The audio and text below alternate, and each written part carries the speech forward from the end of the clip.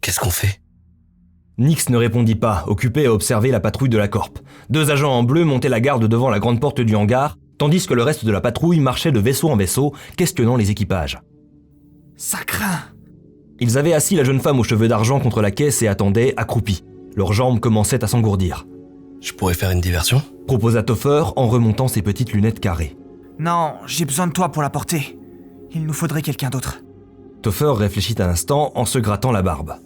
Le capitaine ? T'es malade, je tiens à ma vie. Peut-être que Yuli... Comme par réflexe, Topher se redressa d'un coup sur ses 2 jambes avant de se remettre à couvert immédiatement. Non. Faut pas comme Dame Yoli ait des soucis avec la Corp. Alors il reste plus que Gandar. Le mécano de l'équipage, Gandar, n'était pas un homme d'action. Il était appliqué à sa tâche, quittant rarement la salle des machines et évitant le terrain autant que possible. Mais il allait devoir faire un effort. Allez, décroche! Suppliait Nix en fixant le communicateur à son poignet. À cette heure-ci, il dort.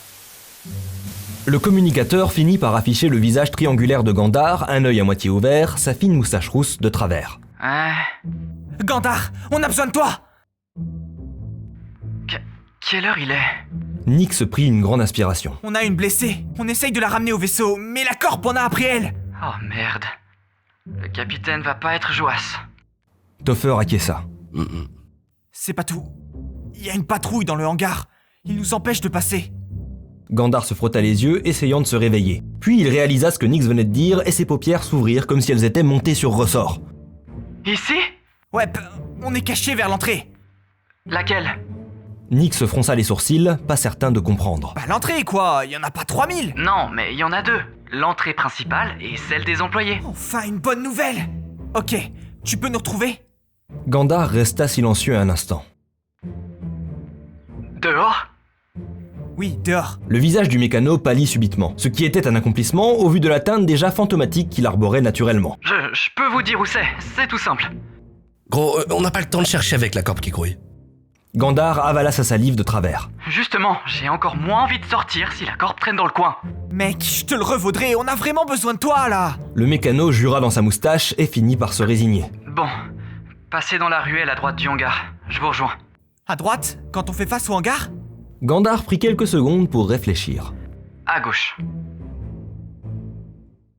Sans se faire prier, Nix et Topher soulevèrent la jeune femme. Ils s'assurèrent que les 2 agents devant l'entrée principale ne regardaient pas dans leur direction, puis s'éloignèrent du bâtiment et rejoignirent la ruelle. Plongés dans l'obscurité, ils attendirent quelques minutes. Finalement, un grincement un peu plus loin attira leur attention. Un homme assez grand et tout maigre apparut, une lampe torche à la main. Par ici. Ils le rejoignirent et passèrent la petite porte en acier qui menait au bureau des employés. Merci Gandar. Tu me remercieras quand on sera remonté à bord. Après avoir traversé un long couloir, Gandar ouvrit une autre porte et ils arrivèrent enfin à l'intérieur du hangar. Des dizaines d'immenses vaisseaux y étaient garés. Le toit du hangar était presque complètement ouvert afin de les laisser entrer et sortir. Les hommes de la Corp n'étaient pas bien loin, continuant d'interroger les équipages en transit. Gandar préférait ne pas faire de vieux os ici. Je pars devant, je vais descendre la trappe. Ça marche. Le mécano partit en trottinant, une allure bien inhabituelle pour lui. Nix se tourna vers Topher. Tu veux la poser un coup avant de repartir ? Non, autant y aller direct. Le jeune homme hocha la tête. Ils profitèrent des nombreuses caisses de fret entreposées de ci de là pour avancer tout en restant dissimulés. Accélérant de couverture en couverture, ils traversaient lentement l'immense hangar. Leurs bras les tiraillaient horriblement, la fibre de leurs muscles déchirée par l'effort continu. Mais ils voyaient enfin le bout. Nix poussa un soupir en apercevant finalement le vaisseau. Le Misery était un vaisseau cargo de classe Eagle 4, un vieux modèle d'avant-guerre qu'on ne produisait plus depuis une vingtaine d'années. Impossible de se tromper en voyant son cockpit aquilin et les imposantes turbines qui entouraient la cale. Un autre bon moyen de reconnaître le Misery, c'était à l'aide de la mosaïque de panneaux d'acier dépareillés qui recouvrait sa coque, témoin d'une longue vie mouvementée de service. Les 2 gaillards attendirent quelques instants à couvert jusqu'à ce que la trappe ne commence à s'abaisser lentement. Quand son extrémité toucha le sol, ils se levèrent. Une voix féminine venait de résonner à travers le hangar. Moi ? Gandar jeta un œil paniqué en direction de ses 2 camarades qui avaient plongé derrière les caisses à nouveau. J'ai quelques questions à vous poser. La jeune femme s'avança sur la trappe. Elle portait des cheveux blonds attachés en queue de cheval sous une casquette de recrue, une arme à sa ceinture et un uniforme bleu.